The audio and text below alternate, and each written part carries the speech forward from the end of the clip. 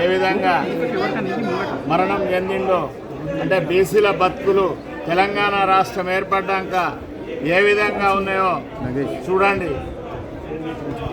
మాకు 17%కే పరిమితం చేసి బీసీలందరినీ అన్యాయం జరిపి నిన్న జరిగినది కూడా ఏ పేపర్లో రాకుండా కూడా కవర్ చేసి అన్ని అగ్రవర్ణాల పేపర్లే, అంటే బీసీలంటే ఎంత వివక్ష గురి అవుతుందో చూడండి. ఏ టీవీలో చూపించారు, ఏ పేపర్లో రాయారు.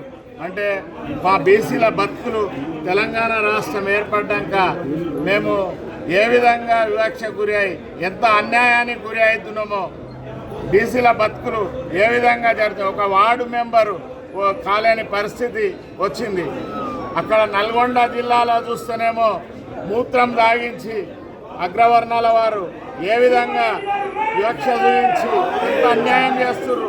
అంటే అధికారం దరిదాపులకు రానివద్దని 90% ఉన్నలను బీసీ, ఎస్సీ, ఎస్టీ, మైనార్టీలు అందరినీ ఎంత అన్యాయానికి గురి చేసి రాజ్యాధికారం అంటేనే మా హక్కు అని అగ్రవర్ణాల వారు మా అందరినీ, ఒక ఆయన్నేమో ఫామ్ హౌస్లో ఉండి ఆయన బీసీలు అంటే వాళ్లకు అసలు ఎంత చులుకన విధంగా ఉందో చూడండి బీసీల బతుకులు.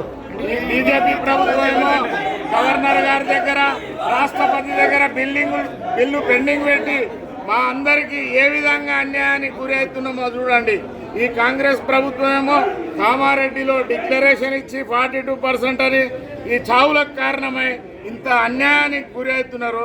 మా బీసీ జనము ఎంత వివక్ష, ఎంత అన్యాయానికి.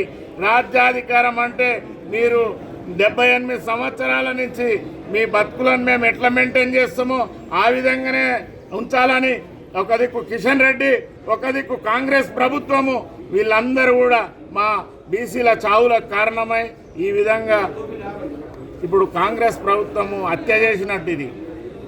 మీ ద్వారా రాష్ట్ర బీసీ సంఘాలు నిర్ద్వందంగా ఖండిస్తున్నాము.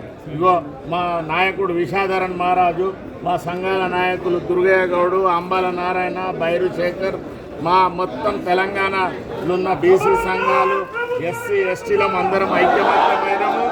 మాకు జరుగుతున్న అన్యాయాన్ని షేర్ చేయండి, లైక్ చేయండి, సబ్స్క్రైబ్ చేయండి. మరిన్ని వీడియోల కోసం బెల్ సింబల్ పై క్లిక్ చేయండి.